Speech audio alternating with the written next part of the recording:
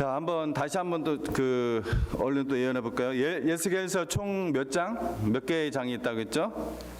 48개의 장. 1장에서 24장은 뭐?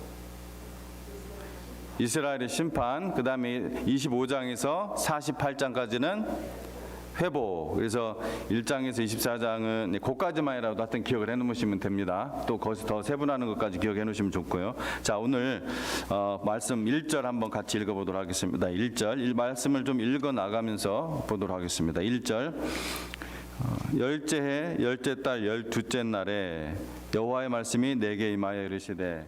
이렇게 하면 여러분 눈에 확 들어옵니까?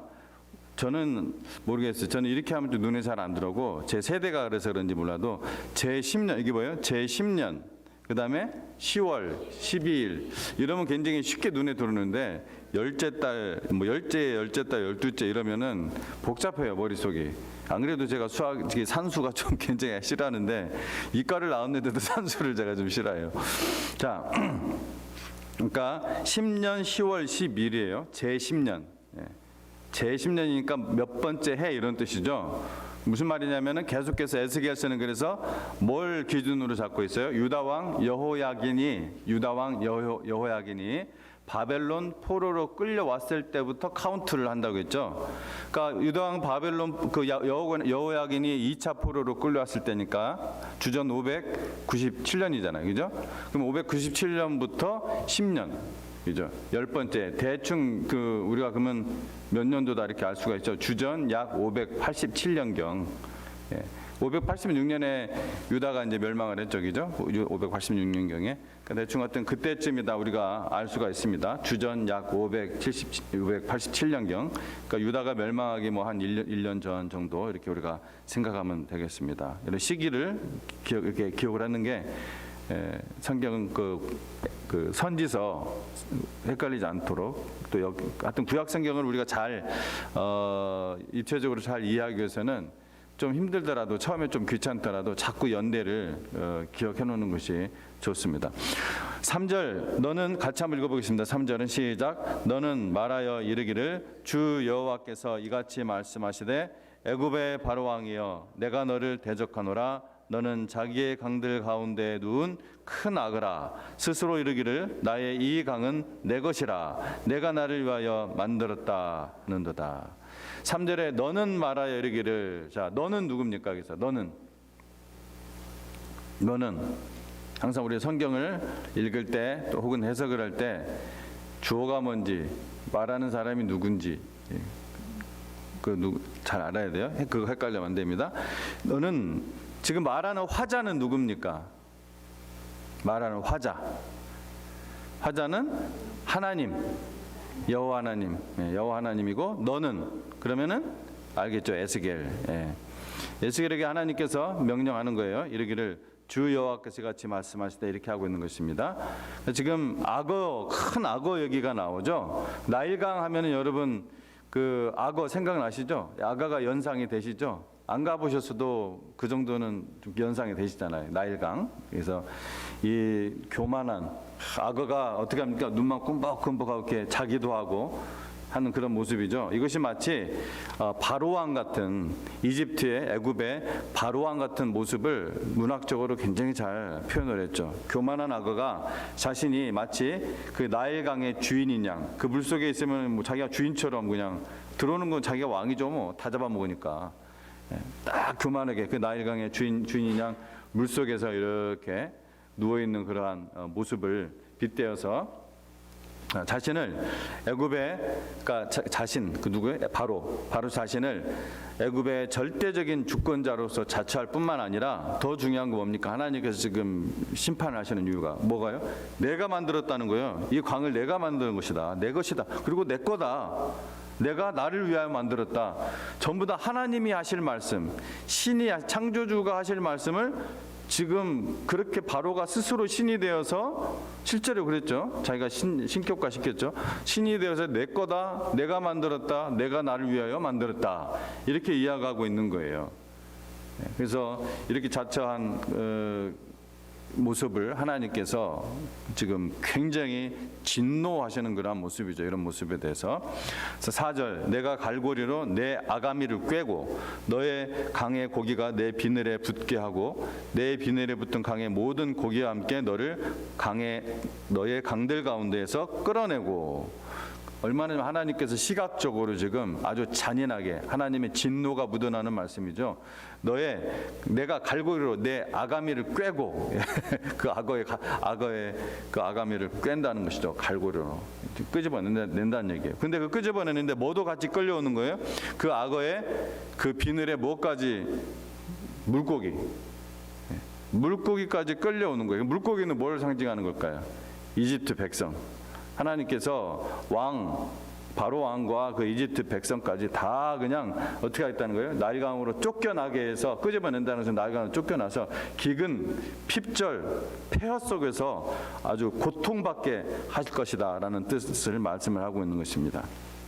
그 다음에 6절 말씀, 애굽의 모든 주민이 내가 여호와인 줄을 알리라.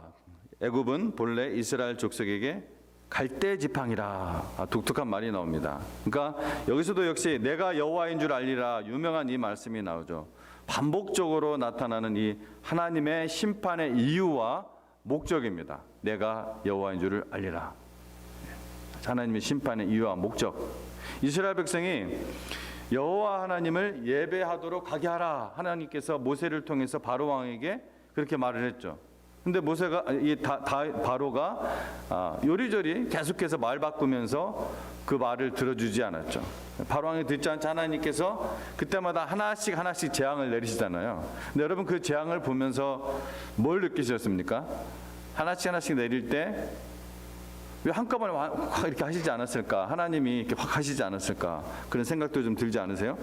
근데 하나님께서 심판하는 목적이 뭡니까? 회개하게 하신 거잖아요. 회개하기 위해서. 그리고 하나님은 공의로우신 하나님이기 때문에 얘가 심판을 내려도 재앙을 내려도 회개하지 않을 거를 뻔히 알아요.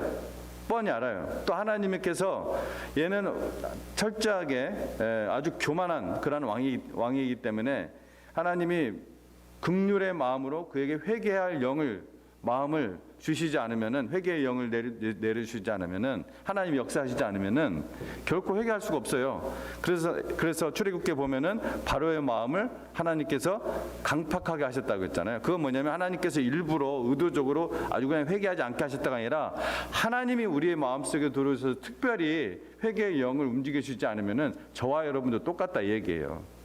그러니까 우리가 회개하는 것조차도 하나님의 은혜라는 걸 우리가 항상 기억해야 됩니다. 그러니까 지금 그 10번의 재앙을 내리면서 하나님의 공의로우신 걸 드러내시는 거예요. 기회를 나는 분명히 줬다. 이집트 너희들에게 분명히 나는 기회를 줬어. 기회를 주신 거예요. 하지만 이 교만이 이렇게 무서운 거예요. 교만으로 똘똘 뭉친 자기가 신이라고 생각했는데 진짜 신이 나타나가지고서 더군다나 모세가 나타나가지고 이렇게 하니까 얼마나 열받았겠어요. 얼마나 자기의 그 모멸감도 느끼고 자기 신하들 앞에서 끝까지 말 바꾸면서 불순종을 했습니다. 가게 했지만 나중에 결국은 그 명령까지 철회해가지고 쫓아오다가 다 수장당해 버리잖아요. 그런 역사조차 이집트의 지금 역사에 안 남겨놨잖아요. 자기네들의 나쁜 역사는. 자기네들이 당한 역사는 그런 것뿐만 아니라 자기네들이 다른 이민족에게 당한 역사는 기록도 안 해놨어요. 얼마나 교만합니까? 그래서 에스겔서 29장에서 32장은 이 애굽에 대한 이 에스겔의 심판 메시지라고 했잖아요. 29장부터 몇 장까지요? 32장. 무려 4장에 걸쳐서 29장부터 32장이면 4장이란 말이에요. 4장에 걸쳐서 이집트에 대한 심판의 메시지만 무려 4장에 걸쳐서 하나님께서 말씀하셨다는 것은 그만큼 하나님께서 이집트에 대해서 아주 진노하시는 모습이에요.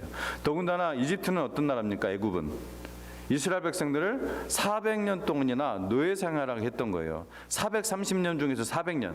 30년은 누구 때문에? 요셉 때문에 평안하게 잘 지냈고 겨우 30년 그들의 하나님의 은혜로 말미암아 모든 다른 나라들에게 돈 받아가면서 그렇게 자기네들은 그 기근을 다 이겨내고 했는데 그냥 그 세대가 딱 끝나고 나오면서부터 바로 이 바로 왕이 이스라엘 민족을 노예 삼아 가지고서 그렇게 고통스럽게 했잖아요. 그러니까 하나님이 이 400년 동안 노예 생활을 했더니 바로 이집트에 대해서 굉장히 사실은 진노하시는 거죠. 그런 것에 대해서도.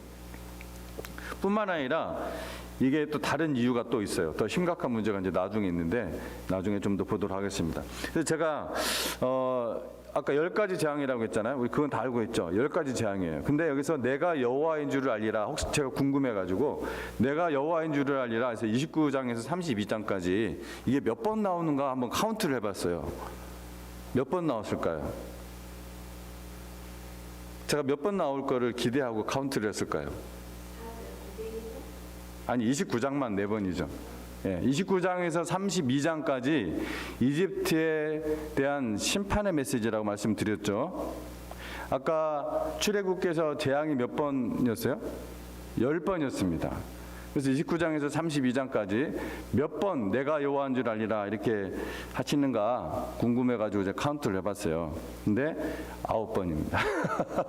허무하죠? 9번이었어요. 9번. 아무리 눈을 씻고 찾아봐도 9번이더라고요. 그건 매치가 안 되더라고요. 33장까지 해야 10번입니다. 근데 33장은 그 총괄적인 그동안의 모든 심판에 대한 총괄적인 하나님의 메시지 정리예요. 그래서 그건 33장은 카운트 될 수가 없고 이집트에 대한 그것이 아니니까. 어쨌든 9번입니다. 좀 허무하시죠? 어쨌든 뭐가 중요해요? 근데 뭐가 중요해요? 뭐가? 내가 여호와인 줄을 알리라. 하나님께서 그렇게도 우리 사람이 오직 유일 신 스스로 계신 분 신은 스스로 있어야 되잖아요. 그죠? 누구에서 창조된 것이 아니라 스스로 있어야 되잖아요. 그게 참 신이죠. 내가 여호와인 줄을 알리라. 계속해서 얘기하는 거예요. 우리가 여호와를 알아야 됩니다. 그래서 제가 에스겔서에서 계속 얘기할 때마다 하는 얘기고 자주 하는 얘기면 호세아서 6장 3절 6절 호세아 6장 3절 우리가 뭡니까? 우리가 여호와를 알자 힘써 여호와를 알자. 우리가 여호와를 알자. 한번 같이 한번 호세아 6장 3절 같이 한번 해보겠습니다. 우리가 여호와를 알자. 힘써 여호와를 알자. 그렇게 하나님 말씀하셨어요. 그리고 6절에서는 하나님께서는 번제보다 여호와 하는 것을 원한다고 하셨어요. 왜 하나님이 번제가 필요 없다 얘기는 아니죠. 번제라는 형식이 필요하죠. 반드시 필요합니다. 우리가 교회는 건물이 아니죠. 교회는 사람입니다. 근데 건물이 필요 없어요? 필요하죠. 뭘 강조하기 위해서요? 교회라는 것은 사람, 예수 그리스도를 믿는 사람들의 무리라는 것을 강조하는 것이지 건물은 필요 없으니까 우리 저희 뭐 바깥에 가서 뭐 천막 치고 뭐 모이고 그게 성경적인 교회입니까? 안 그렇죠. 건물은 필요합니다. 마찬가지예요. 번제 제사 제사보다 제사를 원하지 않고 인애를 원한다. 그것도 무슨 말이에요? 인애가 있는 그러한 진정한 우리 사람과의 관계 속에서 예배를 통해서 인애로운 삶을 사는 하나님을 닮는 그런 삶을 원한다 그런 뜻이지 제사가 필요 없다 그런 말은 결코 아니죠. 사람이 참 죄성이 있어가지고 뭐 좀 희생적인 이런 것들은 안 해도 된다 이런 것처럼 자꾸 이렇게 그런 말을 꼬집어내가지고 듣는 습성이 있단 말이에요. 어떤 하나님 말씀 읽을 때 어쨌든 그런 부분 주의를 해야 되고 우리가 여호와를 아는 거 그만큼 하나님이 원하신다는 걸 우리가 알아야 됩니다. 그래서 하나님께서는 죄악으로부터 돌아서실 것을 경고하시고 회개하지 않은 자를 심판하시는데 처음부터 완전히 그냥 끝장을 내버리는 그런 망하는 심판을 내리지 않으시고 경고하시고 또 심판도 한꺼번에 내리는 것이 아니라 몇 번 나눠서 하셔가지고서 회개할 기회도 주시고 또 하나님께서 바로왕 같이 그러니까 완전히 자기를 신이라고 하는 이런 신성 모독죄 이런 거는 용서받지 못해요. 그래서 독재자들이나 이런 자들은 하나님을 믿을 수 없게 돼요. 김정은이 여러분 회개해서 예수님 믿을 수 있을 것 같습니까? 자기를 신격화시키는 이런 자들은 하나님이 회개할 영을 부어주시잖아요. 신성 모독자들은. 예를 들어 뭐 정명석 이런 이단 그리고 누구냐 저기 누구야? 누구지? 신천지 그 누구야? 기억이 안 나 갑자기. 누구죠? 이만희 이런 사람한테 뭐 회개할 기회를 주실 것 같습니까? 안 줘요. 통일교 그 교주 누구였죠 또? 문선명 회개했어요? 아니요. 하나님이 그런 신선 모독자들은 회개할 기회도 안 주세요. 네. 그래서 우리가 왜 하나님 그럼에도 불구하고 살려주시죠. 계속해서. 뭐 때문에? 하나님은 악인과 선인에게 동일하게 햇빛을 주시고 공의로우신 하나님인 걸 나타내세요. 네. 하나님 공의로우신 하나님. 결국은 회개하지 않을 때 하나님은 최후의 심판을 통해서 말씀하시고 또한 말씀대로 그대로 행하시는 공갈하는 하나님이 아니라는 거죠. 공갈치는 하나님의 공갈빵이 아니에요. 빈말하는 하나님이 아닙니다. 하나님 말씀은 반드시 그대로 이루어집니다. 내가 여호와인 줄을 알게 하신다. 자, 그런데 여기서 재밌는 구절은 뭐냐면은 재밌는 그 말씀은 뭐냐면은 애굽은 본래 이스라엘 족속에게 뭐라고요? 갈대 지팡이라. 원래 애굽은 이스라엘 족속에게 백성에게 갈대 지팡이다. 그러면은 이 말은 뒤집어서 생각하면은 본래라는 말을 넣었다는 것은 뭐냐면 이스라엘 백성은 애굽을 갈대 지팡이로 생각을 안 했다. 근데 본래 하나님은 아니다. 애굽은 갈대 지팡이다. 이렇게 말하는 거예요. 이스라엘이 하나님을 의지하고 오직 하나님 말씀, 현재 상황과 환경과 상관없이 아무런 위협적인 그런 상황, 아주 위험한 상황, 위태한 상황이 오더라도, 심지어 하나님으로부터 심판의 메시지가 오더라도, 심지어 하나님께서 너 바빌론 포로로 가, 그게 내 뜻이야, 이렇게 말씀하더라도 그대로 가는 것이 하나님께서 우리를 원하는 궁극적인 회복을 위해서 완전히 우리를 새롭게 하기 위해서 이런 일이라는 것을 우리가 가야 되는데, 그리고 선지자가 그렇게 계속 얘기하는데도 아니야 계속 하잖아요. 하나님 말씀 있는 것이 아니라 어떻게 했습니까? 그들은 누구를 의지했어요? 눈에 보이는 애굽을 의지하고 애굽에 내려가요. 자꾸 애굽의 힘을 믿고 또 애굽과의 좋은 관계를 막 맺는 그런 외교를 하지만 사실은 쉽게 꺾이는 갈대로 만든 지팡이와 같은 쓸모없는 존재라는 거예요. 이스라엘 족속에게. 실로 애굽은 역사적으로 주전 721년에 북왕국이 멸망할 때도, 주전 586년에 남왕국이 멸망할 때도 아무런 힘이 되지 못했어요. 뭐 와서 뭐 했습니까? 아무런 힘이 되지 못했어요. 그 멸망의 채찍질로 든 건 전부 누구기 때문에? 하나님이시니까. 하나님이 아수르를 드시고 하나님을 바벨론을 드셔서 치는 이스라엘을 감히 누가 막아요? 못 막지. 하나님이 스스로 멈추지 않는 한. 자, 10절에서 16절 보도록 하겠습니다. 10절에서 16절. 그러므로 내가 너와 내 강들을 쳐서 애굽 땅 믹돌에서부터 수엔의 곧 구스 지경까지 황폐한 황무지 곧 사막이 되게 하리니 그 가운데로 사람의 발도 지나가지 아니하며 짐승의 발도 지나가지 아니하고 거주하는 사람이 없이 40년이 지날지라. 내가 애굽 땅을 황폐한 나라들 같이 황폐하게 하며 애굽 성읍도 사막이 된 나라들의 성읍 같이 40년 동안 황폐하게 하고 애굽 사람들은 각국 가운데로 흩으며 여러 민족 가운데로 해치리라. 주 여호와께서 같이 말씀하셨느니라. 40년 끝에 내가 만민 중에 흩은 애굽 사람을 다시 모아내되 애굽에 사로잡힌 자들을 돌이켜 바드로스 땅 곧 그 고국 땅으로 돌아가게 할 것이라. 그들이 거기서 미약한 나라가 되되 나라 가운데 지극히 미약한 나라가 되어 다시는 나라들 위에 스스로 높이지 못하리니 내가 그들을 감하여 다시는 나라들을 다스리지 못하게 할 것임이라. 그들이 다시는 이스라엘 족속의 의지가 되지 못할 것이요 이스라엘 족속은 돌이켜 그들을 바라보지 아니하므로 그 죄악이 기억되지 아니하리니 내가 여호와인 줄을 그들이 알리라 하셨다라. 하나님께서 이집트를 심판하셔서 그들이 의지하는 그 나일강 유역의 그 기름진 땅, 그 땅을 어떻게 만든다고요? 완전히 황무하게 만들어 버리겠다는 거예요. 사막으로 만들어 버리겠다고 말씀하시죠. 상상이 안 되잖아요. 이 말씀을 할 때 그들은 믿지 못했을 거예요. 그 기름진 땅, 해만 되면은 홍수로 범람해서 그 온갖 유기물들을 끌고 와가지고서 아주 그냥 비옥한 그 땅, 이게 정기적으로 일어나는 일이에요. 그런데 하나님께서 어떻게? 40년 동안 황무하게 하고, 그래서 사막을 만들어 버려서 사람도 왕래하는 발자국도 없게 하고 짐승도 왕래하는 발자국이 없게 하겠다. 콧방귀도 안 꼈을 거예요, 이집트가 이 말을 들었을 때. 하지만 여기서 어쨌든 하나님 그대로 하시죠. 이 40년 우리가 잘 알죠. 40년이라는 것은 먼저 진짜 역사적인 문자적인 40년을 의미할 수 있어요. 예, 저는 그렇게 믿습니다. 그러나 더 중요한 것은 그 성경에서 40이 나타날 때는 어떤 고난의 숫자, 하나님께서 심판의 숫자, 또 버려진 광야 같은 숫자, 그런 의미로 40에서 나타나죠.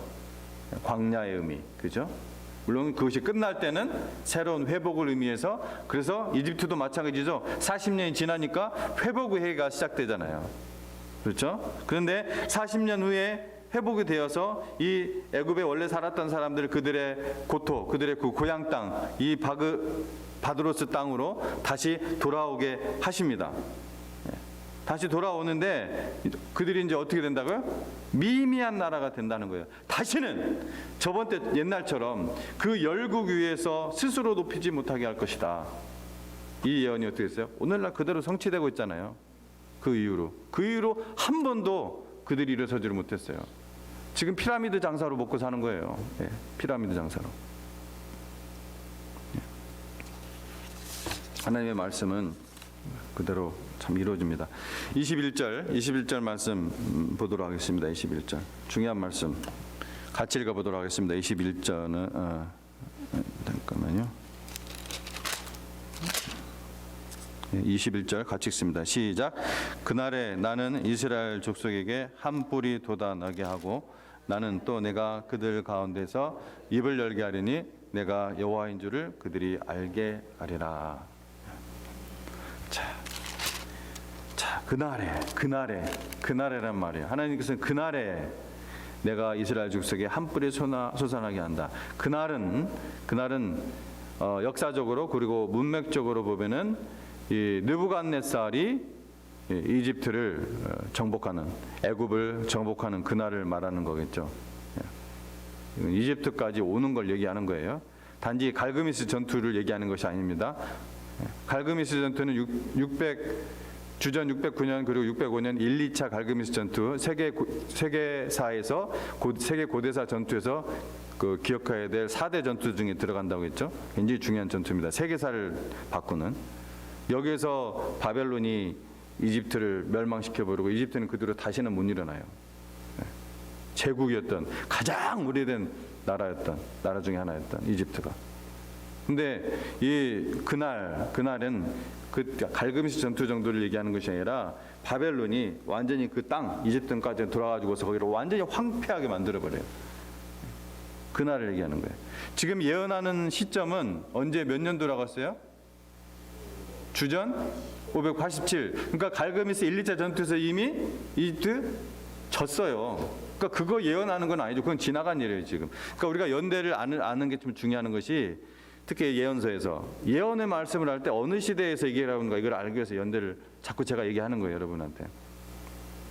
그래서 그날에 내가 이스라엘 족속에 한 뿔이 솟아나게 하리라 했습니다. 이런 뿔, 성경에서 뿔은 좋은 의미도 있고 나쁜 의미도 있는데 공통적인 의미는 뭐냐면은 어떤 힘, 권위, 대장, 그런 의미가 있고, 이것이 좋은 의미로 사용될 때, 메시아와 함께 사용될 때 구원을 상징하죠. 구원.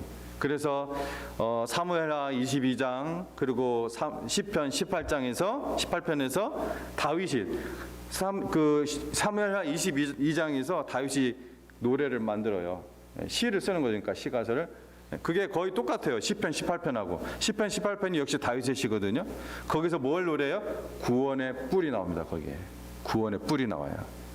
구원의 대장, 구원의 파워, 구원의 권능, 예언의 말씀이에요. 구원의 뿔. 그래서 누가복음 1장 저 뒷부분에서 구원의 뿔이 또 나오잖아요. 그게 그 말씀이 그대로 이루어지는 게 구원의 뿔. 그러니까 여기서 이 한 뿔이 솟아나게 하리라, 이 말씀은 그럼 뭘 같아요? 메시아를 가리켰다고 보죠. 열이면 거의 열 다 주석가들도 그렇게 얘기를 합니다. 여기서 이거는 메시아를 가리킨다. 메시아. 그래서 이거는 여호와의 그 일단 역사적으로 보면 이스라엘의 회복을 얘기하지만 역사적으로 볼 때는 이스라엘의 회복을 얘기하지만은 영적으로 그리고 궁극적으로 최종적으로 볼 때는 여호와의 심판의 날, 여호와의 심판의 날, 혹은 간단하게 여호와의 날 이렇게 얘기합니다. 여호와의 날, 이 신학적 용어예요. 여호와의 날. 여호와의 날은 그냥 여호와의 날 할 때는 심판과 그 다음에 구원, 최후 심판과 최종 구원 이거를 얘기하는 의미로 성경에서 쓰여요. 여호와의 날 이거는 그런 용어로 관용어로 쓰입니다. 그래서 여기서 바로 뿔은 메시아를 가리키고 여호와의 심판, 영적으로 볼 때는 여호와의 심판의 날, 그다음에 바로 메시아의 그때, 주님의 재림의 때, 그때를 가리키는 것입니다. 그러니까 에스겔서가 지금 이중적, 삼중적 예언을 하고 있는 것이죠. 29장 그 21절 마지막 절에서. 그래서 하나님께서는 이스라엘 백성이 바벨론에서 포로 생활하는 기간에도 살아서 역사하시는 것을 계속해서 보여주죠. 섭리하신 하나님. 바벨론에서 이 포로 생활 중에도 다니엘과 세 친구들을 통해서 하나님이 역사하시고 환상을 통해서 보여주시고 에스겔을 통해서도 보여주시고 하나님의 긍휼, 하나님의 능력을 경험을 하게 하는 것입니다. 또 이 에스겔서에서 나오는 모든 연대의 기준이 되는 여호야긴 왕, 포로로 끌려가 있잖아요. 바벨론에. 근데 37년 되었을 때 성경에 보면은 37년 되었을 때 그가 그 모든 것으로부터 다 바벨론이 그 옥에서 풀려나 가지고 일평생 그 죽을 때까지 일평생 왕 앞에서 상을 받아요. 왕 앞에서 음식을 먹습니다. 신기하죠? 갑자기 어떻게 이런 일이 일어났을까? 이거 왜 여호야긴 같은 왕이 뭐 좋아서 그렇게 했습니까? 물론 뭐 여기 성경에는 안 나와 있지만 회개도 했고 많이 뭐 깨달음이 있었을지도 모르겠습니다. 그러나 궁극적으로 뭘 보여줍니까? 메시아를 통한 장차 메시아를 통한 이스라엘의 회복을 보여주는 거예요. 니네 나라 끝장난 거 아니야? 내가 끝까지 너 붙잡고 있어. 반드시 너희 회복할 거야. 바로 다니엘을 통해서 예레미야를 통해서 예언했던 70년 차면 니네 나올 거야. 계속해서 그 소망. 우리가 어떤 아이들을 혼내킬 때도 완전 그냥 막 완전 소망이 없을 때까지 혼내키면 안 되잖아요. 아주 혼내킬 때는 정말 눈물이 찍 빠지도록 혼내켜야 돼요. 어정쩡하게 하면 소용이 없습니다. 근데 또 너무 심해가지고 소망이 완전히 사라버릴 때까지 하면 안 되잖아요. 하나님께서 이스라엘에게 얼마나 좀 무섭게 지금 회초리를 드셨습니까? 말이 70년이지 사람에게 70년은 엄청 긴 세월이에요. 그런데 그렇게 하면 하나님 가만히 생각해 보니까 얘네들이 완전 그냥 소망 없이 그냥 완전 그냥 포기를 할까봐 소망을 주시죠. 여호와긴 왕을 회복시켜 주시고 그러는 거예요. 왕 앞에서 밥상 먹게 하는 거예요. 밥상 공세 만들어 주는 거예요. 궁극적으로 어떤 메시아를 통한 이스라엘의 회복을 보여주는 것입니다. 자, 본장 우리가 얼른 좀 말씀을 많지 하겠네요. 그냥 간단하게 빨리 그 중요한 것들을 나누도록 하겠습니다. 본장의 교훈은 무엇인가? 우리는 첫 번째로 하나님과 원수가 되지 말아야 됩니다. 하나님께서는 애굽왕 그리고 그 애굽왕 바로와 그 나라를 대적하였어요. 에스겔서는 하나님께서 무엇을 대적하였다 이 말씀이 13번 정도 나옵니다. 대적하였다. 여러분, 하나님께서 우리를 대적하면은 우리는 끝나는 거예요. 우리의 모든 행복, 우리의 모든 인생은 끝나는 겁니다. 여러분, 하나님과 대적 관계 잊지 마세요. 하나님과 대적 관계 있으면 안 됩니다. 하나님과 건강한 관계, 하나님 앞에 충성된 관계, 신실한 관계, 행복하려면은 하나님과 화목해야 합니다. 둘째로 불신으로 이끄는 이 마귀의 유혹과 시험을 대적하라는 거예요. 제가 이걸 좀 얘기를 하고 싶은데 사실은 불신으로 이끄는 마귀의 유혹과 시험을 대적하라. 너무나 많이 듣는 말이고 당연한 말 같지만 제 말을 잘 들어보세요. 오늘 말씀을 통해서 얻는 교훈입니다. 이 지구상에 가장 오래된 나라들 중에 하나였던 이 애굽은 이스라엘 사람들이 항상 동경하였던 그런 나라예요. 마치 우리나라가 옛날에 미국을 그렇게 동경하였던 것처럼 지금도 동경하는 분들 많을 거예요.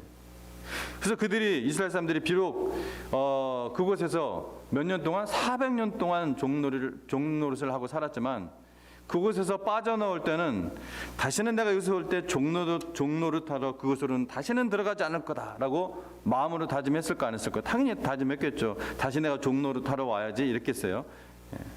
다시는 내가 종로를 타지 않으리라. 이곳으로 다시는 돌아오지 않으리라. 그런데 보세요. 이스라엘은 멸망할 때까지 이집트를 동경해요. 언제? 오히려 언제?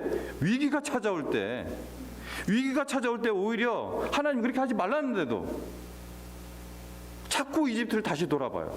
자기네들이 거길 나왔는데 하나님이 글로 가지 말라고 하는데도. 남유다는 무엇보다도 북이스라엘뿐만 아니라 이 애굽을 의지하려고 왜 썼어요? 오히려 위기가 있을 때, 위태로울 때. 참 미안해요. 하나님 하지 말라고 하는데도 왜 그랬어요? 지구상에서 이집트는 가장 안전한 나라, 전쟁에 지지 않을 나라처럼 보였기 때문이에요. 이거 잘 기억하셔야 돼요.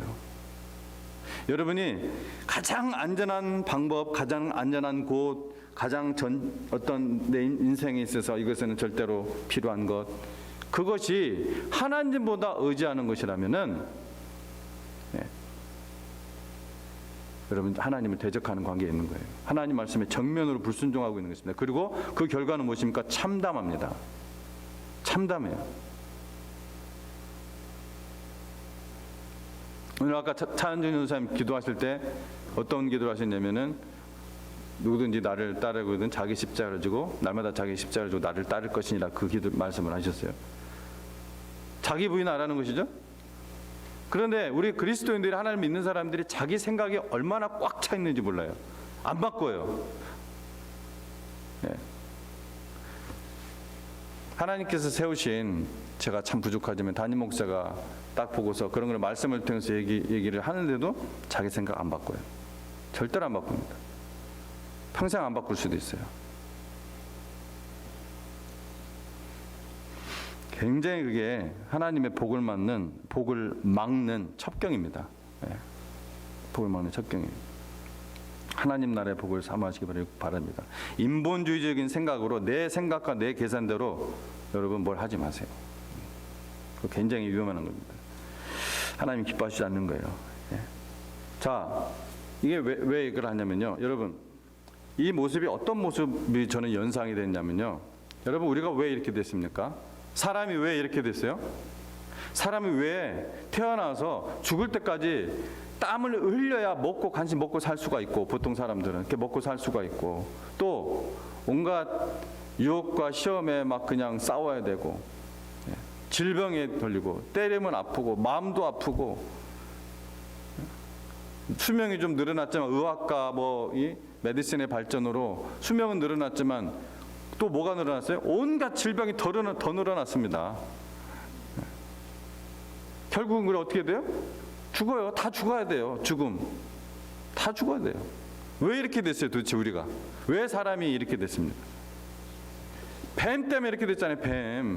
뱀의 유혹에 우리가 사람이 넘어간 거잖아요. 하나님의 말씀을 믿지 않게 하는 그 뱀의 말을 듣고 그 다음에 선악과를 쳐다보고 그리고 어떻게 했어요? 먹음직하고 보암직하고 지혜롭게 할 만큼 이 완전한 인본주의적인 생각이라는 거예요. 먹음직하고 보암직하고 지혜롭게 할 만큼 탐스러운 거예요. 누가 말해도 그 사람한테 어떤 하나님 말씀을 갖다 대도 안 믿어요. 따먹습니다. 그거 어떻게 돼요? 그래서 우리가 이렇게 된 거예요. 자, 그런데 다시 우리가 하나님의 자녀에서 구원을 받고 하나님의 자녀로서 살아가는데 다시 그런 위기와 유혹이 오면은 또 우리는 거기에 넘어가요. 하나님의 말씀 끝까지 인내하고 붙잡고 그 더욱더 하나님 앞에 가까이 나가고 기다리는 것이 아니라 우리의 어떤 다른 방법을 자꾸 생각해요. 세상의 방법, 인간적인 방법. 그게 다 뭐예요? 사탄의 아주 달콤한 속삭임이에요. 달콤한 속삭임. 가만히 듣는 거죠. 먹음직하고 보암직하고 지혜로울 만큼 탐스러운 거예요. 희한해요. 하여튼 오히려 평소에는 잘 믿음 생활을 하는 것 같아. 근데 정말 위기가 오면은 오히려 하나님을 더 함께 더 가는 것이 아니라 오히려 마치 이스라엘이 위기가 올 때 하나님 그렇게 하지 말라 그렇게 하지 말라 선지자들을 보내서 하는데도 더 이집트로 더 의지하고, 그래서 하나님께서 이집트를 완전히 그냥 박살을 내버리는 거예요. 니네 의지하는 거 이거 갈대지팡이야 보여주시는 거예요. 성경에 우리가 이런 것이 있으면은 우리도 자꾸 말씀 가까이 하면서 이걸 자꾸 기억해야 되죠. 빨리 우리 생각 내려놔야 돼요. 주님의 십자가 우리가 지지 않으면, 나를 부인하지 않으면, 그것도 날마다 하지 않으면, 어제까지는 됐는데 어제는 했는데 오늘 내가 다시 그 말씀에 가까이 하지 않으면 또다시 내 생각과 내 사상과 내 말과 내 행동 속에서 사탄의 원하는 모습들이 나올 수가 있다는 것입니다. 완벽할 수는 없죠. 잠깐 순간 실수할 수는 있죠. 그러나 그것이 계속해서 한번 딱 멈춰야 되는데 또 나오고 그러면 안 되겠죠. 그것도 하루 속에서 계속해서. 이게 오늘 제가 특별히 하고 싶었는데요. 불신으로 이끄는 마귀의 유혹과 시험을 대적하십시오. 오직 하나님만 의지하시기 바랍니다. 여러분, 하나님만이, 창조주 하나님 여호와 하나님만이 주권자이시고 섭리자시라는 것을 죽도록 믿으십시오. 네. 기도하겠습니다.